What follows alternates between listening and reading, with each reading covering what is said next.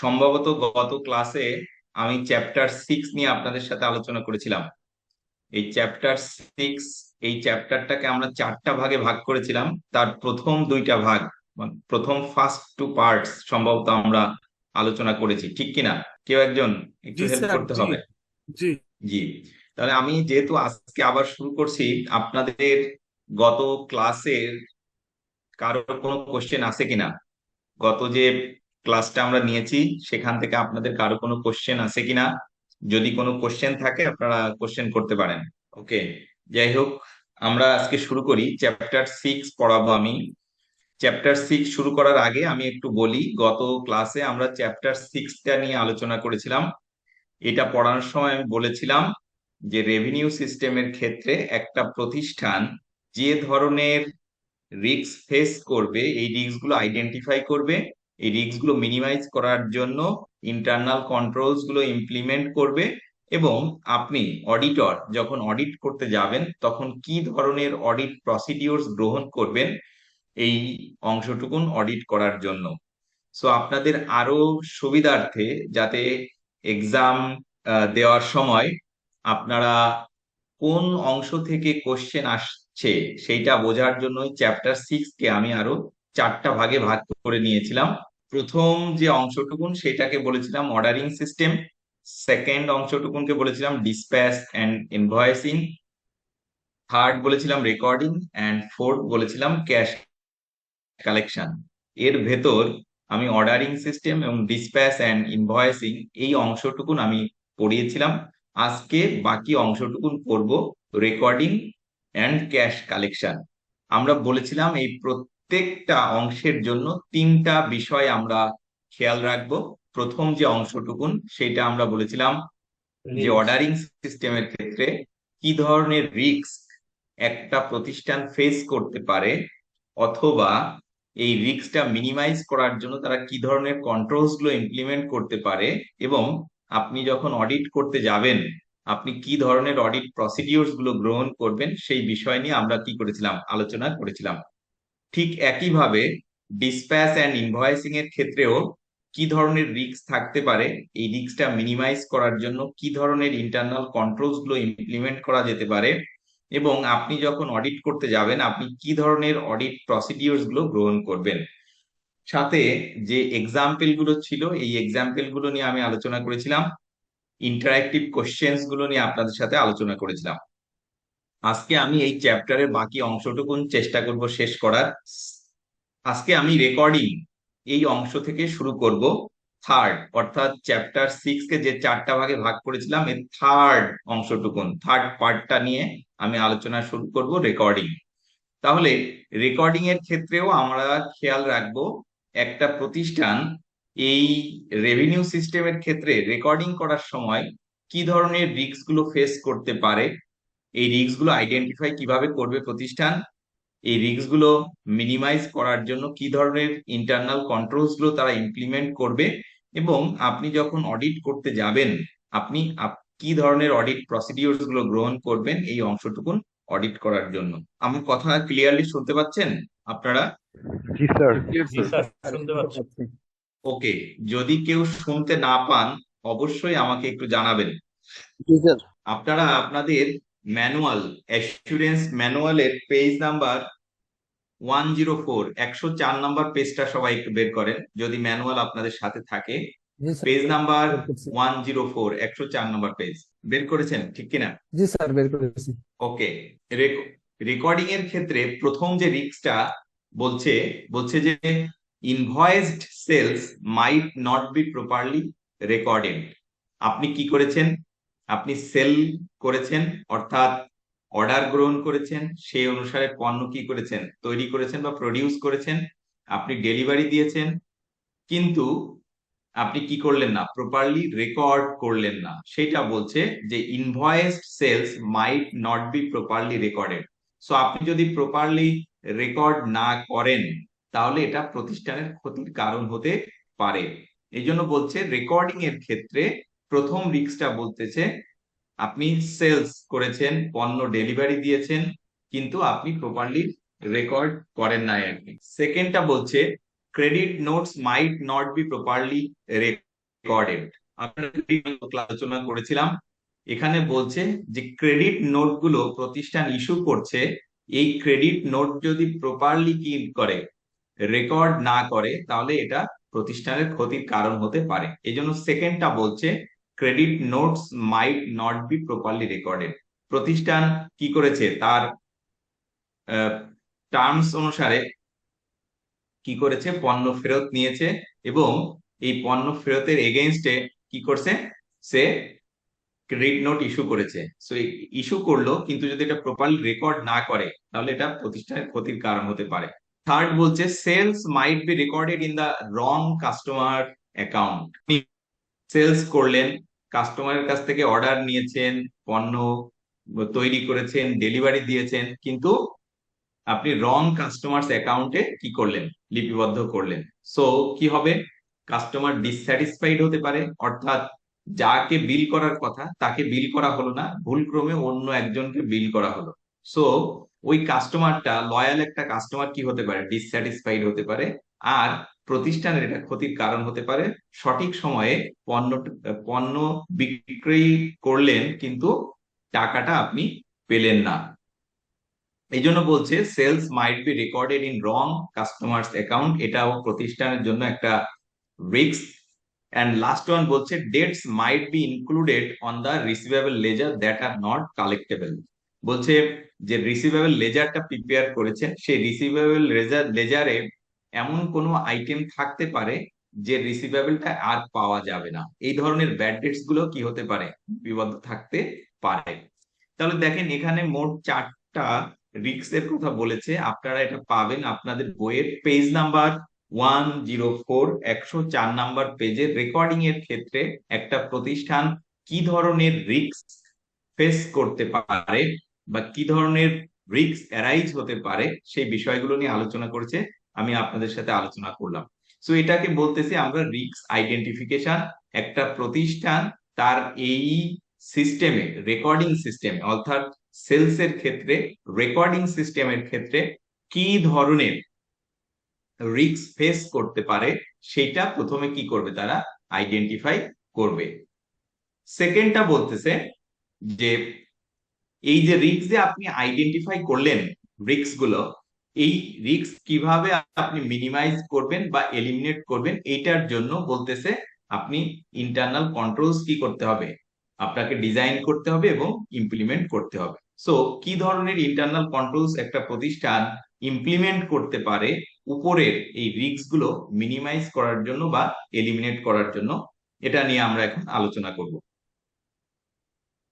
Controls এর ক্ষেত্রে প্রথম যেটা বলতেছে সেগ্রিগেশন অফ ডিউটিজ। আমরা এই সেগ্রিগেশন অফ ডিউটিজ নিয়ে অনেকবার আলোচনা করেছি আপনাদের সাথে। আমরা দেখেছি যে অর্থাৎ একটা প্রসেসে যদি একাধিক ব্যক্তি কি থাকে, যুক্ত থাকে, তখন তাকে বলতেছে সেগ্রিগেশন অফ ডিউটিজ। অর্থাৎ কেউ একজন কি করবে, রিকমেন্ড করবে, কেউ একজন এটাকে কি করবে, অ্যাপ্রুভ করবে। এরকম একটা প্রসেসে যখন একাধিক ব্যক্তি থাকবে, তখন তাকে বলতেছে segregation of duties. So segregation of duties যদি কি করা যায়, ইমপ্লিমেন্ট করা যায় একটা প্রতিষ্ঠানে, তাহলে উপরের যে রিস্ক গুলোর কথা বলা হচ্ছে, এই রিস্ক গুলো মিনিমাইজ করা যেতে পারে আর কি। সেকেন্ডটা বলছে recording of sales invoices sequence and control over spoiled invoices. বলছে আমাদের যে ইনভয়েস গুলো প্রিপেয়ার করা হচ্ছে, এগুলো সিকোয়েন্সটা মেইনটেইন করতে হবে। অর্থাৎ আমরা বলেছি একের পর দুই, দুইয়ের পর তিন, তিনের পর চার, এই বিষয়গুলো নিয়ে আমি গত ক্লাসে আপনাদের সাথে আলোচনা করেছিলাম। অর্থাৎ এই সিকোয়েন্সটা ঠিক থাকতে হবে। যদি কোনো সিকোয়েন্স মিস হয় বা মিসিং থাকে, ধরেন 1 2 3, তারপর 4 নেই, 5 আছে, তাহলে এই 4 নাম্বারটা কেন মিসিং, এইটার জন্য কোয়ারি করতে হবে, তার জন্য ভ্যালিড রিজন থাকতে হবে। এরপর বলছে কন্ট্রোল ওভার স্পয়েলড ইনভয়েস। যে সমস্ত স্পয়েলড ইনভয়েস আছে, সেগুলো কিভাবে মেনটেন করা হচ্ছে, সেইটারও একটা কি থাকতে হবে, কন্ট্রোল থাকতে হবে। Matching of cash receipt with invoices. Cash রিসিপ্টের সাথে ইনভয়েসটা কি করতে হবে, এখন ম্যাচ করতে হবে। অর্থাৎ ইনভয়েসে যে অ্যামাউন্ট ছিল, যে টার্মস এন্ড কন্ডিশন গুলো দেয়া হয়েছিল, সেই অনুসরণ করা হচ্ছে কি না, separate recording of sales return, price adjustment note issue করা হয়, এটা প্রপারলি রেকর্ড করা হচ্ছে কিনা। তো এখানে বলছে সেপারেট রেকর্ডিং অফ, প্রত্যেকটা রিটার্নের জন্য সেপারেট রেকর্ড থাকতে হবে, এবং যে প্রাইস অ্যাডজাস্ট করা হচ্ছে সেটা অর্গানাইজেশনের পলিসি অনুসারে অ্যাডজাস্ট করা হচ্ছে কিনা সেইটারও একটা কি থাকতে হবে, প্রপার রেকর্ড থাকতে হবে। Cut off procedures to ensure goods dispatched and not invoice, আমরা কাট অফ নিয়ে আলোচনা করেছি, তারপর আজকেও আবার যেহেতু আলোচনায় আসছে, কাট অফ হলো একটা নির্দিষ্ট সময় বা একটা নির্দিষ্ট টাইম, অর্থাৎ আর কাট অফ ডেটের বাইরের কোনো ট্রানজেকশন কাট অফ ডেটের ভেতরে আসতে পারবে না, ভেতরের কোনো ট্রানজেকশন কাট অফ ডেটের বাইরে যেতে পারবে না। এটা আমি আপনাদের সাথে আলোচনা করছিলাম। বলছে এই cut off procedures to ensure good dispatch and not invoice, cut off ডেটের ভেতরের যে পণ্যগুলো ডেলিভারি দেওয়া হচ্ছে সেইগুলোর জন্য প্রপারলি ইনভয়েস করা হচ্ছে কিনা সেইটা এখন কি করতে হবে, এনশিওর করতে হবে। Regular preparation of trade receivable statement, বলছে ট্রেড রিসিভেবল স্টেটমেন্টটা রেগুলারলি প্রিপেয়ার করতে হবে। অর্থাৎ একটা প্রতিষ্ঠানে যদি ক্রেডিট দেয়া হয়ে থাকে, কোনো প্রতিষ্ঠানে তার পলিসিতে এমন থাকে আমাদেরকে সে 20% কি দিবে, ক্রেডিট দিবে, সেক্ষেত্রে যে অ্যাকাউন্ট রিসিভেবল স্টেটমেন্টটা হচ্ছে কিনা, যাকে যে ধরনের ক্রেডিট লিমিট বা টাইম এটা করতেছে কিনা। এই জন্য বলছে regular of trade receivable statements and review and follow up the overdue, তোমাদেরকে কি করা হয় নাই, তাদের স্টেটমেন্টটা সেন্ড করা হয় নাই, as the new clerk has not had time, যেহেতু নতুন যে ক্লার্কটাকে নেওয়া হয়েছে তার হাতে এত সময় নেই। She has also not matched receipt with particular invoices but has simply allocated receipt to the customer account on the ledger when they have arrived, বলতেছে she has not matched receipt, যে সমস্ত রিসিপ্ট আছে with particular invoice, ইনভয়েসের সাথে particular ইনভয়েসের সাথে সে কি করতেছে না, match করতেছে না, but has simply allocated receipt to the customer account on the ledger when they have arrived, বলছে সে সিম্পলি অ্যালোকেট করে রিসিপ্ট গুলো কাস্টমার অ্যাকাউন্টে on ledger when they have arrive, যখন সেগুলো আসে।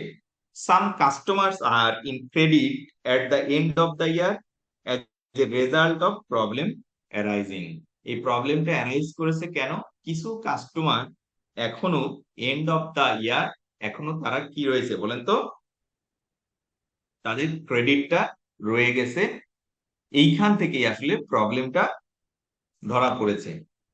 Matching receipt with specific invoices on the ledger would have highlighted immediately if there were invoices missing from the ledger.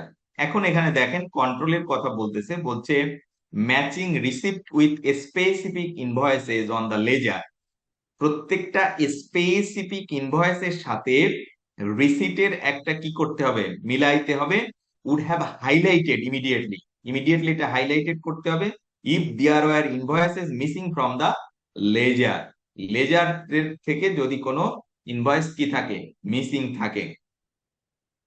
Had statements been sent, it is possible that an honest customer might have queried why invoices he had been sent had not been included on the statement. It emerged that a batch of invoices raised on the receivable ledger clerk's last day were not posted to the ledger but were instead lost in a pile of paper which the new receivable ledger clerk had put in a drawer. যাই হোক, এখানে ছোট্ট একটা example দিয়েছে আপনাদের recording এর ক্ষেত্রে, একটা ছোট্ট একটা কোম্পানি, সেই কোম্পানির একটা এক্সাম্পল দিয়েছে, পেজ নাম্বার 104, এটা আমি আপনাদের সাথে আলোচনা করলাম। আমি কিন্তু আপনাদের বইয়ের প্রত্যেকটা টপিকস, প্রত্যেকটা এক্সাম্পল আলোচনা করতেছি, আমি বারবারই আপনাদেরকে বলার চেষ্টা করতেছি, যেহেতু এমসিকিউ বেসড কোশ্চেন, প্রত্যেকটা টপিকস, প্রত্যেকটা এক্সাম্পল, প্রত্যেকটা ইন্টারেক্টিভ কোশ্চেন, সেলফ টেস্ট আপনাদের জন্য কিন্তু খুবই ইম্পর্টেন্ট, খুবই গুরুত্বপূর্ণ। আপনারা অবশ্যই খুব ভালোভাবে প্রত্যেকটা বিষয় পড়ার চেষ্টা করবেন, মেমোরাইজ করার চেষ্টা করবেন। এরপর রেকর্ডিং এর ক্ষেত্রে টেস্ট অফ কন্ট্রোলস, অর্থাৎ আপনি যখন অডিট করতে যাবেন আপনি কি ধরনের অডিট প্রসিডিউরস গুলো গ্রহণ করবেন এই অংশটুকুন অডিট করার জন্য। আমি এই টেস্ট অফ কন্ট্রোলসটাকে দুই ভাগে ভাগ করেছি আপনাদের বোঝানোর সুবিধার্থে।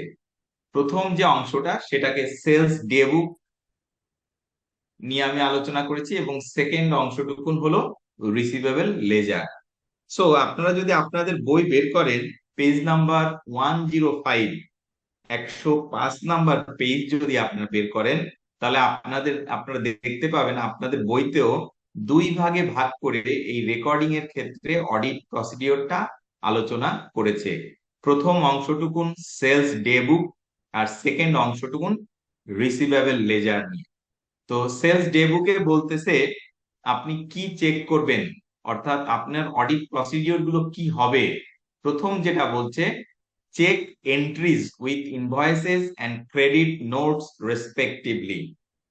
বলছে সেলস ডেবুকে যে সমস্ত এন্ট্রি গুলো দেয়া হয়েছে সেইটার সাথে এখন ইনভয়েস এবং ক্রেডিট নোটটাকে মিলিয়ে দেখতে হবে, যে ইনভয়েসে যে অ্যামাউন্ট আছে বা ক্রেডিট নোটে যা যা আছে, যে তথ্য উপাত্ত আছে, সেইটা প্রপারলি এন্ট্রি দেওয়া হয়েছে কিনা। Check additions, check posting to receivable ledger control accounts. বলছে রিসিভেবল কন্ট্রোল লেজার অ্যাকাউন্টে এখন কি করতে হবে, ক্রস চেক করতে হবে সেলস ডে বুকের সাথে। চেক পোস্টিং টু, একটা হলো রিসিভেবল কন্ট্রোল, আর একটা বলতেছে যে এই যে সেলস ডে বুকে যে অ্যামাউন্ট গুলো দেখানো হচ্ছে এইটার সাথে রিসিভেবল কন্ট্রোল অ্যাকাউন্ট বা রিসিভেবল লেজার এইখানে প্রপারলি পোস্টিংটা দেয়া হয়েছে কিনা সেটা আপনি কি করবেন, ক্রস ম্যাচ করে দেখার চেষ্টা করবেন। এইটা বলতেছে আপনাদের বইয়ে 105 নাম্বার পেজে বলা আছে এই অডিট প্রসিডিউর গুলো আপনি গ্রহণ করতে পারেন সেলস সিস্টেমের রেকর্ডিং এর ক্ষেত্রে কি করার জন্য, অডিট করার জন্য। সেকেন্ড যেটুকুন সেটা বলছে রিসিভেবল লেজার। এক্ষেত্রে প্রথমে যেটা বলছে check entries in a sample of accounts to sales day book, ঠিক এটা হলো তার বিপরীত। এখন আপনি রিসিভেবল লেজার থেকে কোনো একটা অ্যামাউন্ট বা কোনো একটা এন্ট্রি নিয়ে আপনি কি করবেন, চেক করে দেখবেন এটা সেলস ডে বুকের সাথে মিলছে কিনা। সেকেন্ডটা বলছে check additions and balance carried down, note and enquiry into contra entries. যদি কোনো কন্ট্রা এন্ট্রি থেকে থাকে এইটার জন্য কোয়ারি করতে হবে কেন এই এন্ট্রিটা দেওয়া হয়েছে।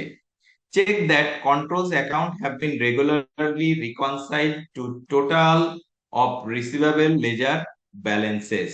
বলছে রেগুলারলি কি করতে হবে, কন্ট্রোল অ্যাকাউন্টের সাথে রিসিভেবল লেজারের ব্যালেন্সটা মিলাইতে হবে, যে কোনো ধরনের ডেভিয়েশন বা ডেফিসিয়েন্সি আছে কিনা এই তথ্য আপনি কি করবেন, এখন চেক করবেন, তাই তো।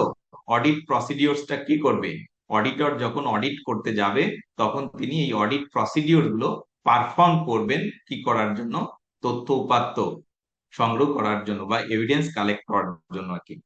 যাই হোক, তাহলে আমি আবারও আপনাদেরকে বলছি, রেকর্ডিং এর ক্ষেত্রে সেলস সিস্টেমের রেকর্ডিং এর ক্ষেত্রে আপনি যখন টেস্ট অফ কন্ট্রোলসটা পড়বেন, এটা মনে রাখার জন্য বা বোঝার সুবিধার্থে আপনারা দুইটা ভাগে ভাগ করে নেবেন। একটা হলো সেলস ডেবুক, এইটার জন্য আপনি কি ধরনের অডিট প্রসিডিউরস গুলো গ্রহণ করবেন, এবং সেকেন্ডটা হলো রিসিভেবল লেজার। এই রিসিভেবল লেজার এই অংশটুকু অডিট করার জন্য আপনি কি ধরনের অডিট প্রসিডিওরস গ্রহণ করবেন। এটা পাবেন আপনারা আপনাদের বইয়ের পেজ নাম্বার 105, 105 নাম্বার পেজে আপনারা এটা পাবেন আর কি।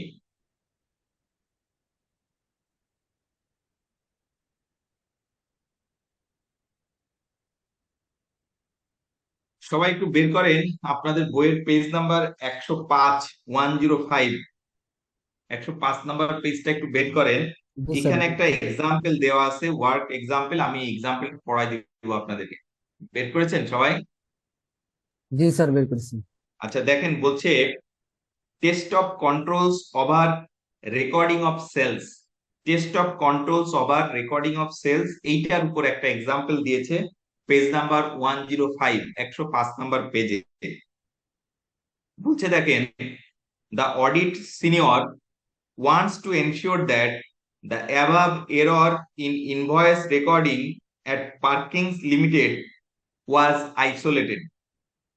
He select a sample of invoices from each month following the incident and trace them through the receivable ledger. সে কি করলো, প্রতি মাস থেকে একটা করে ইনভয়েস সিলেক্ট করলো এবং কি করলো, ট্রেস করার চেষ্টা করলো রিসিভেবল লেজারের সাথে, অর্থাৎ মিলানোর চেষ্টা করলো এই ইনভয়েসের অ্যামাউন্টটা রিসিভেবল লেজারে আছে কি না। The error appears to be isolated. However, the fact that the error was not picked up indicates that other controls, such as reconciliations between the receivable ledger and receivable ledger control account, have not been carried out. As such, it is unlikely that reliance can be placed on the sales recording system, and alternative substantive procedures should be carried out. Okay, আপনারা সবাই একটু বের করেন page number 105।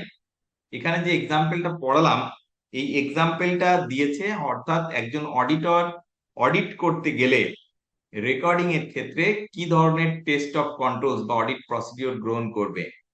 এই এই এক্সাম্পলটার সাথে ঠিক আগের যে এক্সাম্পলটা পেজ নাম্বার 104, ওইখানে ওই যে স্মল ওন ফ্যামিলি বিজনেস যেটা, ওইটারই ওইটার ক্ষেত্রে যে কি দেখিয়েছে বলেন তো, কন্ট্রোলস নিয়ে আলোচনা করেছে, সেই অংশটুকুনেরই অডিট প্রসিডিওর নিয়ে এখানে আলোচনা করেছে।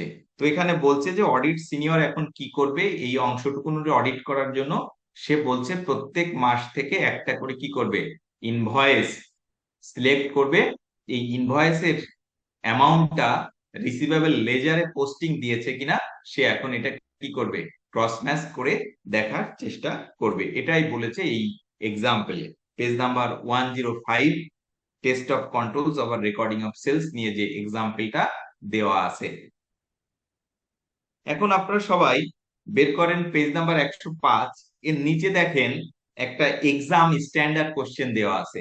এক্সাম স্ট্যান্ডার্ড কোশ্চেন, আমি আপনাদেরকে 2 মিনিটস, 2 মিনিট সময় দিচ্ছি, আপনারা এটা পড়বেন, পড়ে আনসার দিবেন। এটা একটা এক্সাম স্ট্যান্ডার্ড কোশ্চেন, আপনাদের বইয়ে লেখা আছে। সবাই বের করেন পেজ নাম্বার 105, সময় হলো 2 মিনিটস। আপনারা এই কোশ্চেনটা পড়ে আনসারটা দেওয়ার চেষ্টা করেন। আনসার কি হবে আপনারা শুনতে পাচ্ছেন আমার কথা? অ্যান্সার 2, 3 এই দুইটা হবে। 2, 3, একজন বলছে 2, 3, হ্যাঁ। আর কেউ কোনো আনসার দিবেন? জি স্যার। স্যার 1 2। স্যার 1 2 হবে। 1, 2।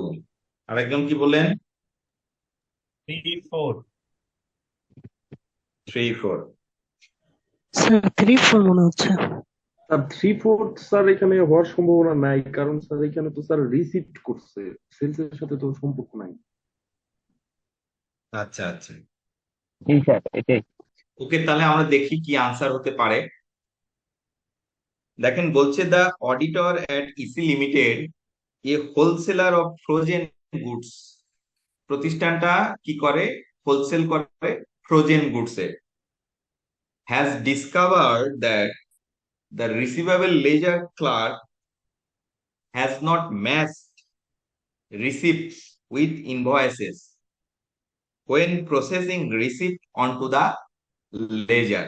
বলছে কি, সে ডিসকভার করলো, অডিটর, একজন অডিটর, তিনি কি ডিসকভার করলেন যে রিসিভেবল লেজার ক্লার্ক যে আছে, has not matched receipt with invoices, সে রিসিপ্টের সাথে ইনভয়েসটা মিলায় না, রিসিপ্টের সাথে ইনভয়েস মিলায় না when processing receipt onto the laser.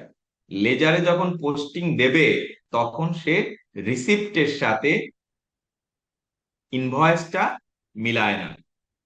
Which two of the following are potential risk arising from this failure.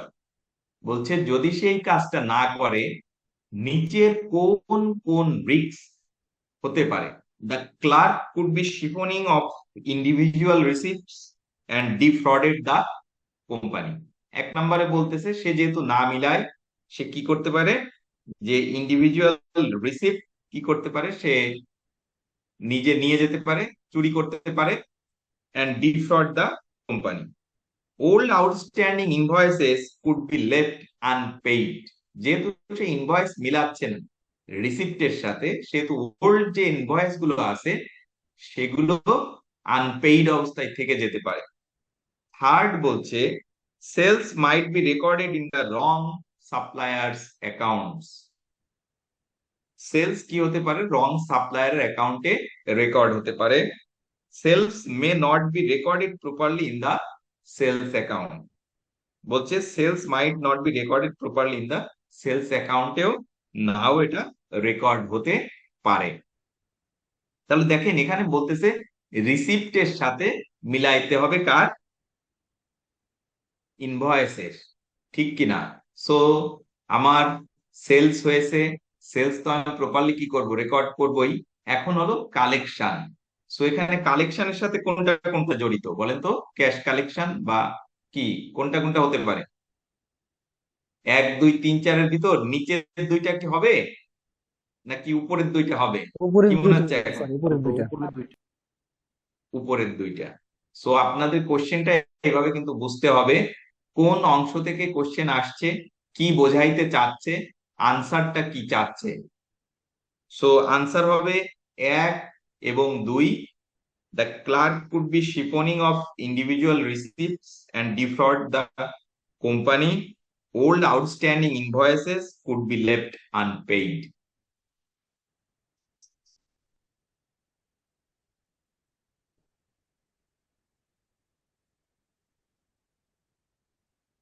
ওকে, এখন আমরা এই চ্যাপ্টারের ফোর্থ পার্ট, অর্থাৎ যে 4টা ভাগে ভাগ করেছিলাম, এর লাস্টের অংশটুকু আমি পড়াবো, সেটা হলো cash collection.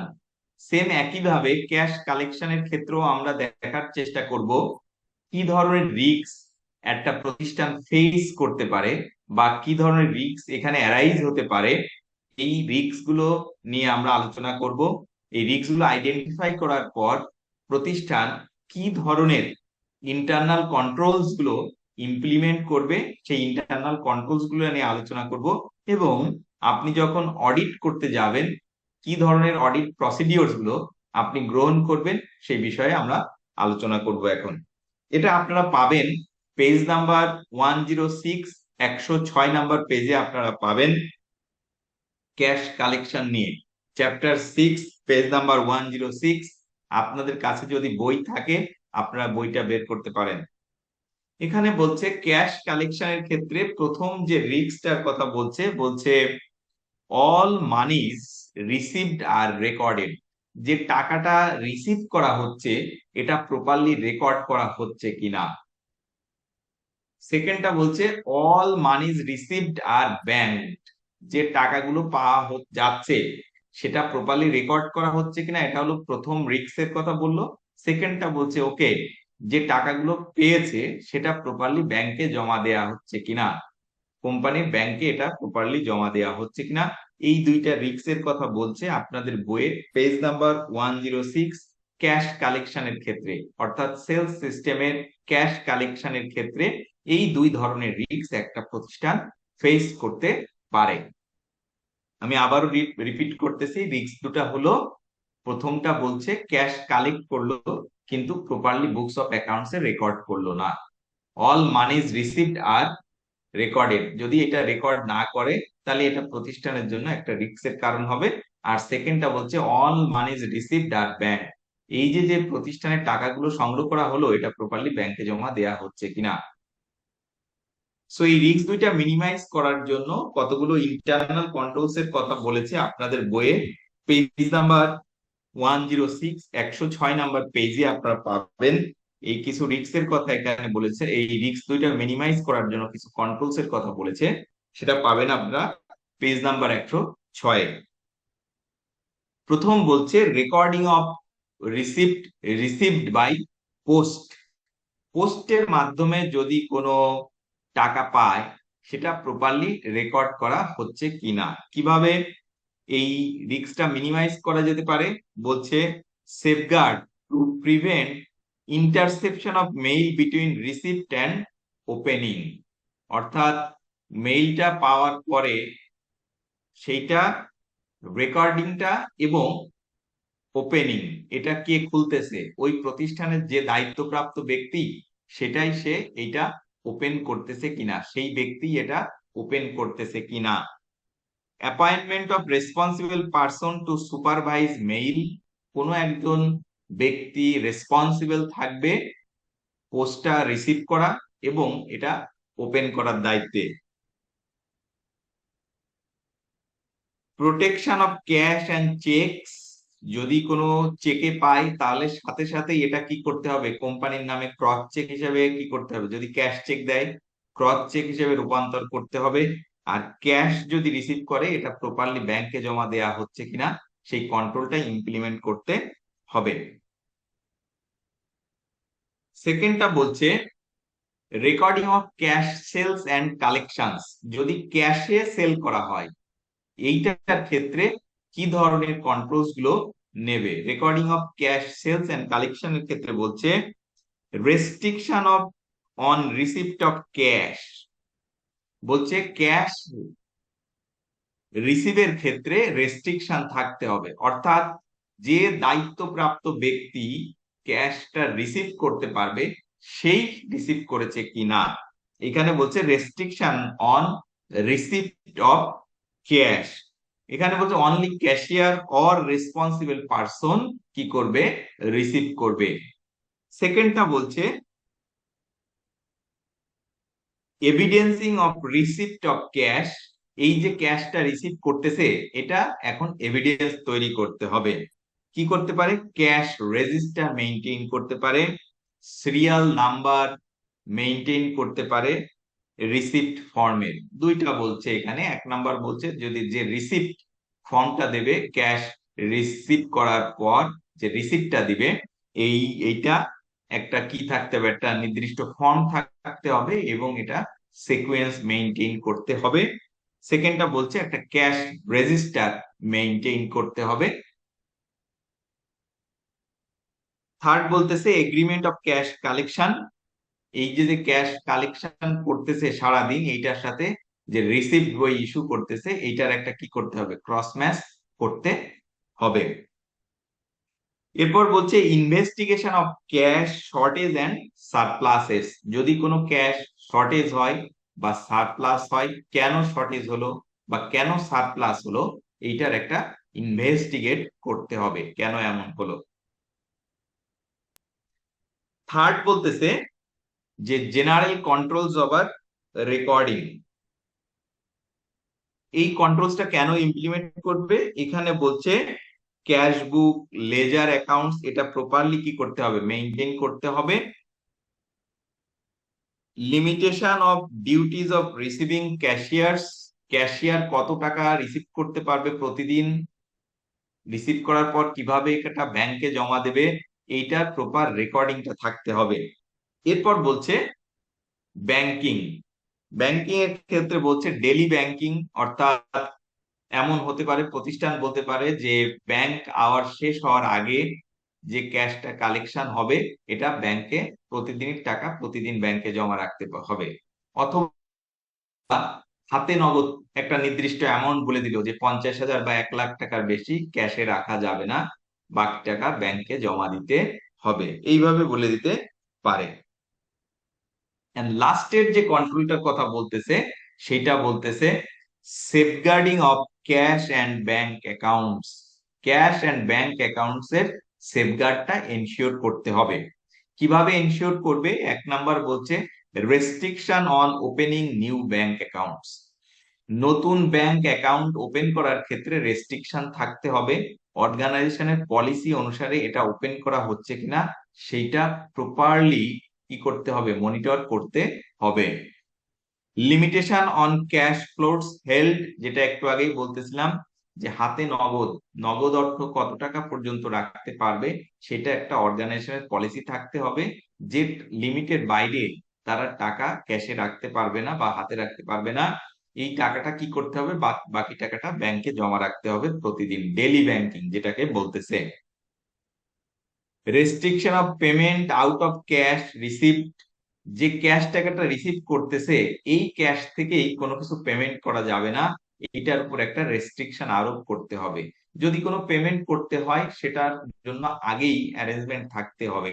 Surprise cash counts, cash count surprisingly কি করতে পারে, ক্যাশ কাউন্ট করতে পারে।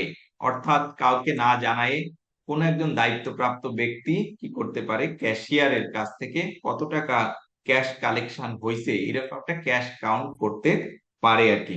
প্রিপারেশন অফ চেক রেজিস্টার, একটা চেক রেজিস্টার মেইনটেইন করতে পারে, সেখানে ইন ডিটেলস চেক রিসিপ্ট থেকে শুরু করে চেকের কালেকশন পর্যন্ত ইন ডিটেলস ইনফরমেশন গুলো লিখে রাখতে পারে। এরপর বলছে সেফগার্ড ওভার সাইন চেক, বলছে যদি কোনো চেক সাইন করা থাকে এইটা সেফগার্ডটা কি করতে হবে, এনশিওর করতে হবে। Restriction of issue of bank or cash cheque বা বেয়ারার চেক, যেটা আমি বলতেছিলাম যে এইটা রেস্ট্রিকশন আরোপ করতে হবে, কোনো ক্যাশ চেক বা বেয়ারার চেক দেয়া যাবে না, সবসময় ক্রস চেক দেওয়ার চেষ্টা করতে হবে। ব্যাংক রিকনসিলিয়েশন প্রিপেয়ার করতে হবে একটা নির্দিষ্ট সময় পর পর, যদি বুকস অফ অ্যাকাউন্টস এর সাথে আপনার ব্যাংকের যে ব্যালেন্স আছে এটার ভেতর যদি কোনো পার্থক্য থাকে, এটার জন্য কি একটা নির্দিষ্ট সময় পর পর, যদি হয় প্রতিদিন বা প্রতি সপ্তাহে প্রতি মাসে, ম্যানেজমেন্ট ডিসাইড করবে একটা নির্দিষ্ট সময় পর পর ব্যাংক রিকনসিলিয়েশন স্টেটমেন্ট প্রিপেয়ার করবে। সো বলছে এই যে কন্ট্রোলস গুলো, অর্থাৎ মোট এখানে 5 কন্ট্রোলস এর কথা এখানে বলেছে, যে একটা অর্গানাইজেশন যদি এই কন্ট্রোল করে গুলো একটা অর্গানাইজেশন ফেস করবে সেটা মিনিমাইজ করতে পারবে। সো আমি আবারও রিপিট করতেছি, দুইটা রিস্কের কথা এখানে বলেছে। একটা বলেছে অল মানিজ রিসিভড আর রেকর্ডেড, যে মানিগুলো যে টাকাগুলো রিসিভ এটা প্রপারলি রেকর্ড, অল মানিজ রিসিভড আর ব্যাংক, যে টাকাগুলো সে রিসিভ করেছে এটা প্রপারলি ব্যাংকে জমা দিয়েছে কিনা। সেকেন্ডটা বলছে রেকর্ডিং অফ রিসিপ্ট, সেকেন্ড বলছে হলো কন্ট্রোলস এর কথা, অর্থাৎ উপরে যে রিস্ক গুলো আছে সেটা মিনিমাইজ করার জন্য বা এলিমিনেট করার জন্য কি ধরনের কন্ট্রোলস তারা ইমপ্লিমেন্ট করতে পারে। এখানে মোট 5টা কন্ট্রোলের কথা বলেছে। একটা বলেছে recording of receipt received by post, recording of cash sales and collection, general controls over recording, banking, safeguarding of cash and bank accounts. এই 5টা আপনারা একটু মনে রাখার চেষ্টা করবেন। এই 5টা নিয়ে যে আপনাদের বইয়ে পেজ নাম্বার 106 এবং 107 যদি আপনারা বের করেন, সেখানে যে ইন ডিটেলস আছে বর্ণনা করা আছে সেগুলো নিয়ে আমি অলরেডি আপনাদের সাথে আলোচনা করেছি। আপনারা একটু বের করেন পেজ নাম্বার 107, এই পেজ নাম্বার 107-এ একটা এক্সাম্পল দেয়া আছে, আমি এই এক্সাম্পলটা একটু পড়াই দিব আপনাদের সাথে। বের করেছেন সবাই? জি স্যার, বের করেছি। জি স্যার। ওকে, দেখেন এখানে বলেছে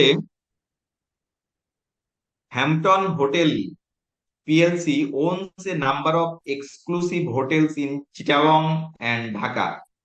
বলছে একটা হোটেলের নাম, এটা নাম্বার অফ এক্সক্লুসিভ হোটেলস তারা চিটাগাং এবং ঢাকাতে তাদের আছে।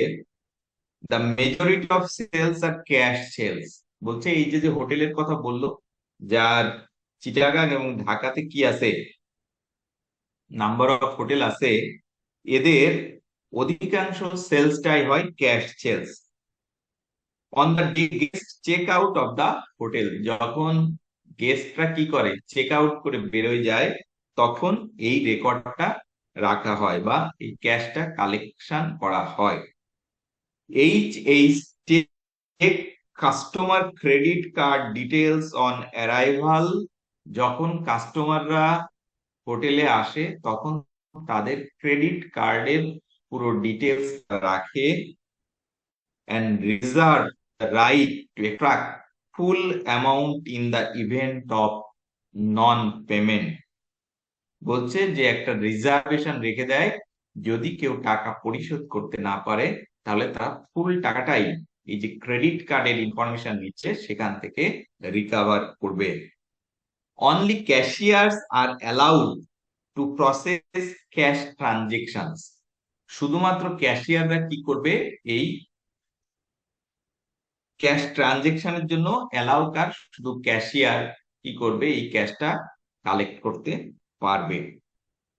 Till receipts are maintained and reconciled to daily takings, cash and credit card slips by the cashier in the presence of a member of staff who is not a cashier। তাহলে এখানে দেখেন একটা segregation of duties এর কথা বলেছে, ক্যাশিয়ারের সাথে যে ক্যাশের সাথে যুক্ত না এমন একজন ব্যক্তিও এটা ওভারসি করবে। This reduces the chance that cashier will be misappropriated, অর্থাৎ ক্যাশিয়ার মিস অ্যাপ্রোপ্রিয়েট করতে পারবে না, কোন ধরনের ফ্রড সে করতে পারবে না যদি সেগ্রিগেশন অফ ডিউটিজ এখানে থাকে। Daily takings are entered in the cash book after the daily reconciliation, বলছে প্রত্যেক দিনের কি বলছে, ডেইলি টেকিংস, প্রত্যেক দিনের যে ক্যাশটা কালেক্ট করা হয়, যে ক্যাশ কালেকশনের কথা বলতেছে, সেটা রিকনসাইল করার পরে ক্যাশ বুকে কি করতে হবে, এন্ট্রি দিতে হবে। Credit card slips are reconcile to the statement of the card companies on a monthly basis, যেহেতু তারা ক্রেডিট কার্ডেও পেমেন্ট নিচ্ছে, বলছে ক্রেডিট কার্ডের যে কালেকশনটা হলো সেটা মিলাবে কার সাথে, এই ক্রেডিট কার্ড কোম্পানির কাছ থেকে যখন স্টেটমেন্টটা কি করবে, আনবে, তখন সে এটা কি করতে পারবে, মিলাই দেখবে আর কি। Cash transactions are sufficiently slight on a hotel basis to necessitate banking only on a weekly basis, বলছে ক্যাশ ট্রানজেকশন আর সাফিসিয়েন্টলি স্লাইট, খুব বেশি না খুব কম, on a hotel basis to necessitate banking only weekly basis, বলতেছে যে ক্যাশটা collect করা হবে, যে ক্যাশটা কালেক্ট করা হচ্ছে, এই ক্যাশটা কি বলছে, এই ক্যাশটার কথা বলছে যে এটা খুবই স্লাইট, এই জন্য প্রতি সপ্তাহ শেষে টাকাটা কি করবে, ব্যাংকে জমা করবে। Cash is kept in lock tills in the reception area, cash একটা লকারে রাখতে হবে রিসিপশন এরিয়াতে।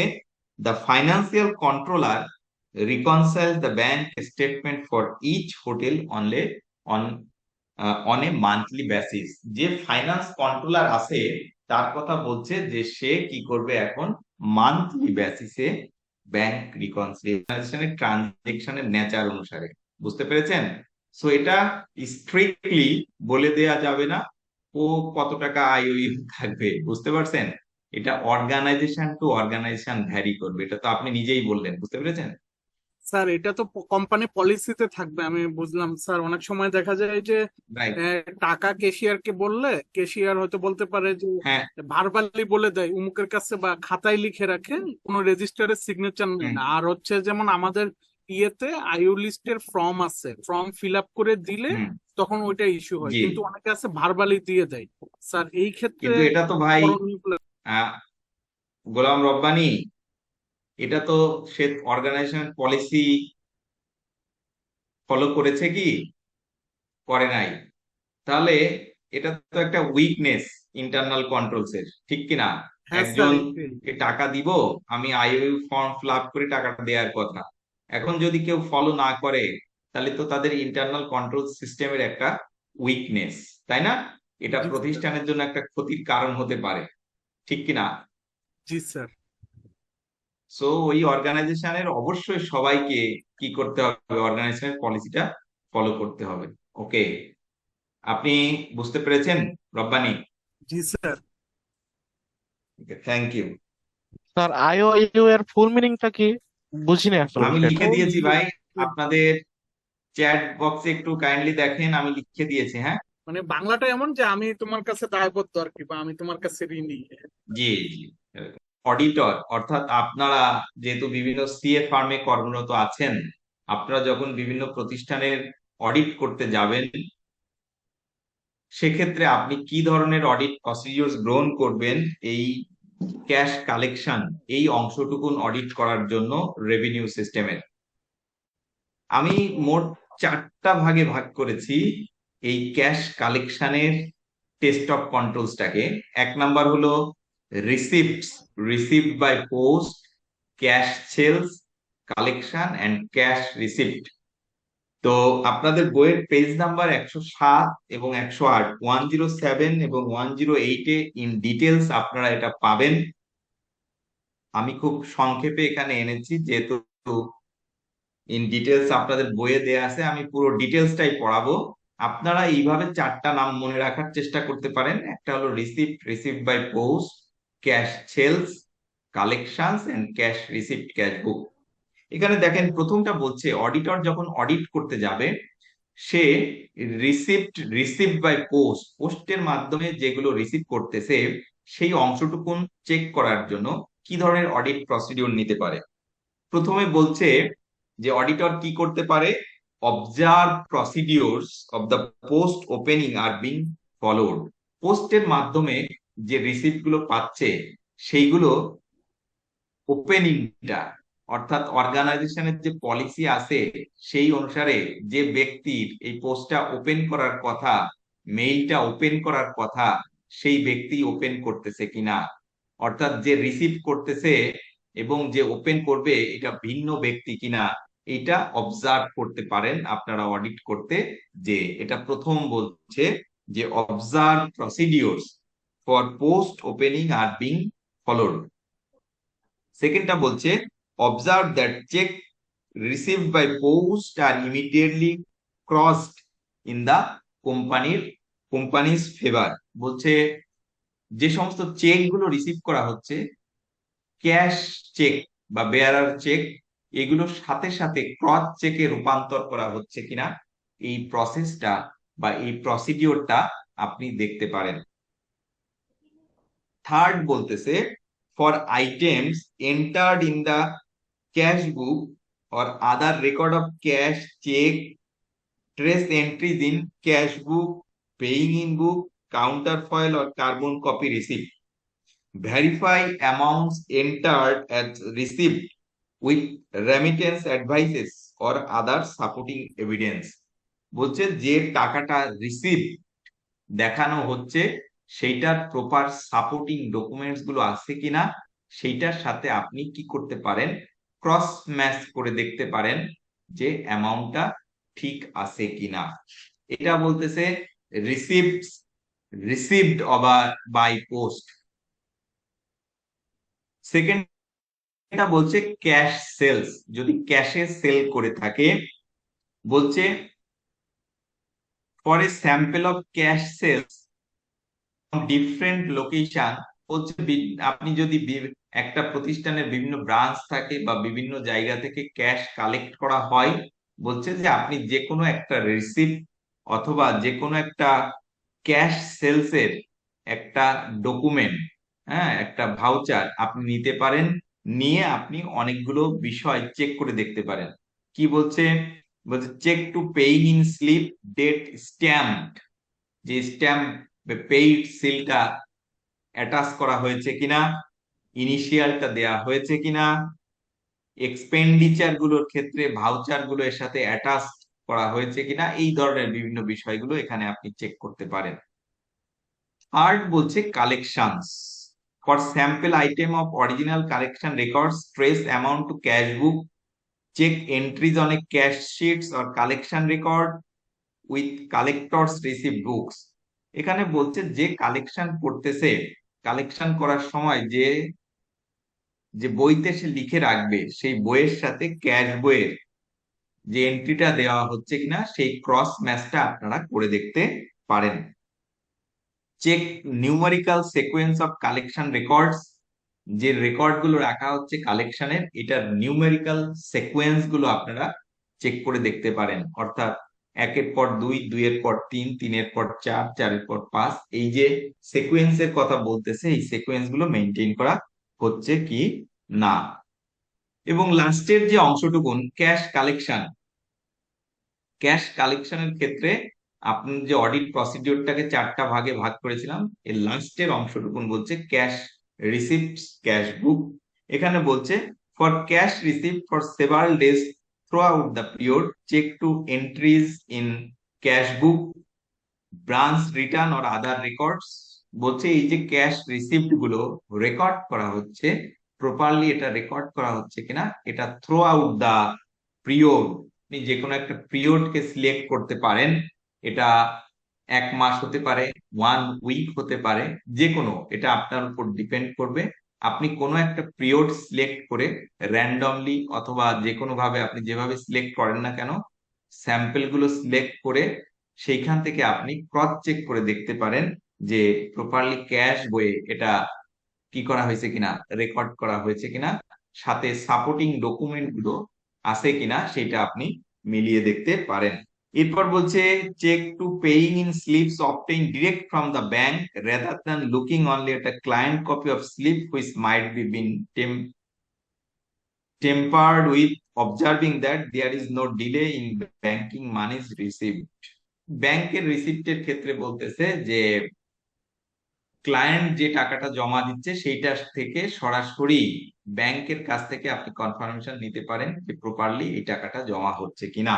যাই হোক, আপনার বইয়ের পেজ নাম্বার 107, 107 এবং 108, এইখানে টেস্ট অফ কন্ট্রোলস, আমি আবারও রিপিট করতেছি, আপনাদের বইয়ে আছে টেস্ট অফ কন্ট্রোলস, যেটাকে আমি বলতেছি অডিট প্রসিডিওরস। এই টার্মটার সাথে আপনারা খুব কি পরিচিত, সো আমি টেস্ট অফ কন্ট্রোলস না বলে বারবারই অডিট প্রসিডিওরটা বলতেছি, আপনারা যাতে বুঝতে পারেন বা মনে রাখতে পারেন। সো ক্যাশ কালেকশনের ক্ষেত্রে একটা প্রতিষ্ঠান কি করতে পারে, মোট একটা প্রতিষ্ঠানে যখন আপনি অডিট করতে যাবেন, আপনি 4 ভাগে ভাগ করে আপনার অডিট প্রসিডিওরটা কি করতে পারেন, গ্রহণ করতে পারেন। 4টা ভাগ কি, প্রথমটা বলছে received by post, cash sales, collections, are লাস্টেরটা বলছে ক্যাশ রিসিপ্ট ক্যাশ বুক। সবাই বের করেন পেজ নাম্বার 108, 108 নাম্বার পেজটা বের করেন। এখানে একটা এক্সাম্পল দেয়া আছে test of controls over cash রিসিপ্টের, এটা আমি পড়াই দেব। পেজ নাম্বার 108, 108 নাম্বার পেজ সবাই বের করেন। জি স্যার, বের করছি। দেখেন বলছে আমাদের ক্লাসটা কয়টা পর্যন্ত, এটা স্যার 10:30 পর্যন্ত স্যার। আচ্ছা, তো আপনারা 10:30, অনেক স্টুডেন্ট জয়েন করেছেন, থ্যাংক ইউ আপনাদের, আসলে ধৈর্য ধরে আছেন। আমার হয়তো বা 2-1 মিনিট একটু সময় বেশি লাগতে পারে, ঠিক আছে, আমার যেহেতু ক্লাস টাইম শেষের দিকে, বাট 2 থেকে 5 মিনিট সময় বেশি লাগতে পারে। আমি চ্যাপ্টারটা শেষ করব আজকে, হ্যাঁ, একটু ধৈর্য ধরে থাকবেন। Okay sir. এবং থ্যাংক ইউ আবারও যে আপনারা এত ছেলে জয়েন করেছেন।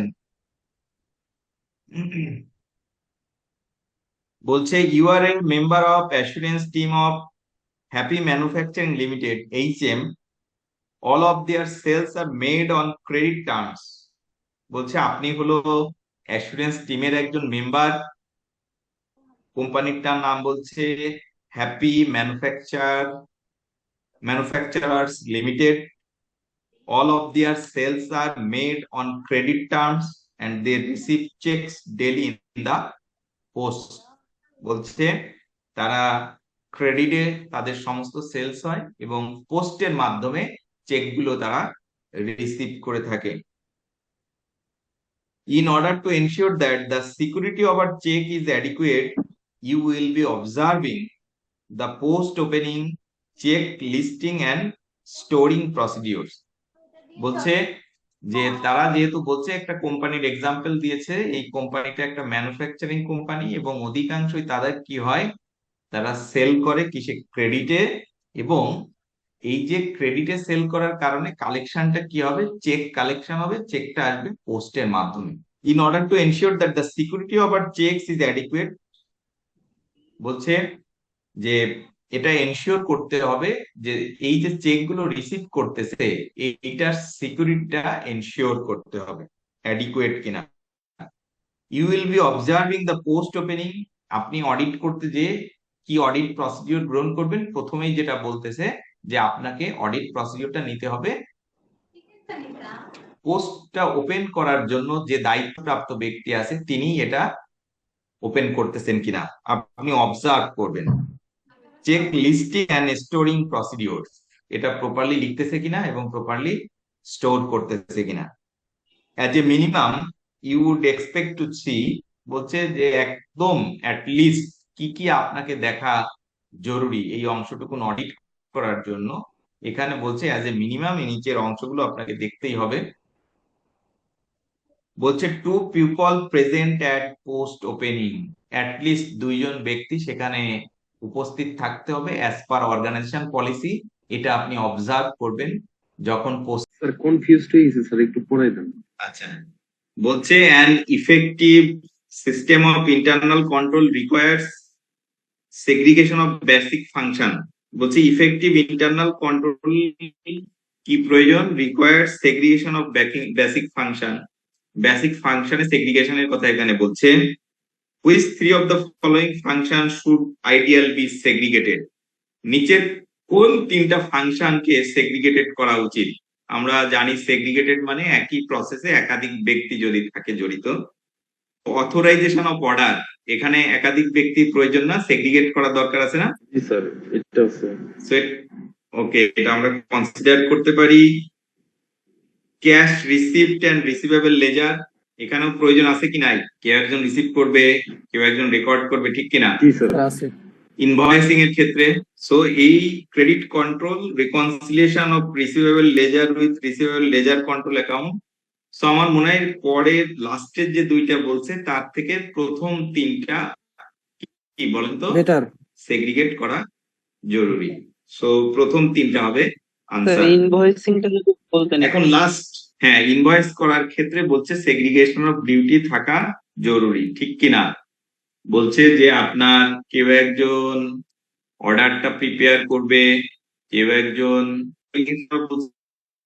আপনাদের যে কোশ্চেন করছেন ঠিক ইনভয়েসের ক্ষেত্রেও কেউ একজন ইনভয়েসটা প্রিপেয়ার করবে, কেউ একজন এটা মিলিয়ে দেখার চেষ্টা করবে যে যে অর্ডারটা দেয়া হয়েছিল, যে পণ্যটা ডেলিভারি দেয়া হয়েছে তার সাথে মিল রেখে ইনভয়েসটা জেনারেট করা হচ্ছে কিনা, এবং কেউ একজন এটা কি করবে বলেন তো? অ্যাপ্রুভ করবে। ওকে, এখন বের করেন পেজ নাম্বার 109। 109 নাম্বার পেজে আরেকটা ইন্টারেক্টিভ কোশ্চেন আছে, এক্সাম স্ট্যান্ডার্ড, এটা আমি পড়াই দিব আর কি, আমার সাথে আপনারা বলবেন। The following describe the sales system in operating at Jinbob company. For each process indicate whether the process indicates a strength or deficiency. বলছে নিচের প্রসেস গুলো দেখে বলতে হবে কোনটা স্ট্রেংথ কোনটা ডেফিসিয়েন্সি। এক নাম্বার বলছে written orders are received in the sales office, orders are processed into the sales system with no further action being taken. এটা কি স্ট্রেংথ নাকি ডেফিসিয়েন্সি বলেন তো? রিসিভ সেলস অফিস, সেলস অফিসে অর্ডারটা রিসিভ করা হয়, orders are processed into the sales system without no further action being taken. কোনো ধরনের অ্যাকশন না নিয়ে আবার deficiency, right? The order generates a production note which is forwarded to the production department on the basis of which they fulfill the order. Completed goods are dispatched with delivery note, a copy of which is matched with production note and sent to the invoice department. So এটা strength না deficiency? Sir এটা strength. Strength, right? Unfulfilled and deficiency, যে সমস্ত Anfield production থাকে unfulfilled, সেগুলো কি করা হয়? Notes R placed in pending file, pending ফাইলে রাখা হয় এবং হুইচ ইজ যত দ্রুত সম্ভব সেটা কমপ্লিট করা হয়। তো এটা প্রতিষ্ঠানের স্ট্রেংথ না নাকি ডেফিসিয়েন্সি? Strength, right? তাহলে প্রথমটা ছিল ডেফিসিয়েন্সি, পরের দুই। ওকে, তাহলে এক্সাম্পল আমি করিয়ে দিয়েছি, প্রত্যেকটা ইন্টারেক্টিভ কোশ্চেন আপনাদের সাথে আমি আলোচনা করেছি। তাহলে আমরা আমাদের চ্যাপ্টার 5 এবং চ্যাপ্টার 6 দুইটা চ্যাপ্টার আমরা শেষ করলাম। নেক্সট ডেতে আমরা চ্যাপ্টার 7টা আলোচনা করব। সো কারো কোনো যদি কোশ্চেন না থাকে আমাদের সময় শেষ, আমরা আজকেই শেষ করব। ওকে, কারো কোনো কোশ্চেন সম্ভবত নেই।